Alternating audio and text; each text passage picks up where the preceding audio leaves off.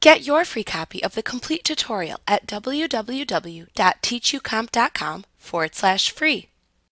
You can use Acrobat to export text from a PDF document as a text file.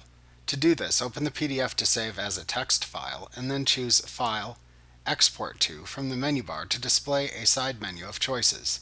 You can select Rich Text Format, Text Accessible, or Text Plain from the side menu to save the PDF as either a rich text format or RTF file or as a plain text or TXT file with or without accessibility by simply choosing the desired command.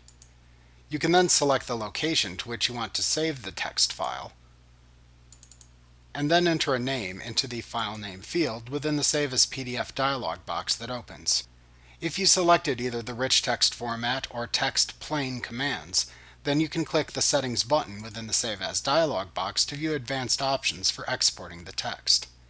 When you have the settings the way that you want, click the OK button to close the Advanced Settings dialog box.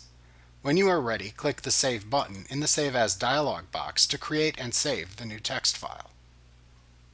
Like what you see? Pick up your free copy of the complete tutorial at www.teachucomp.com/free.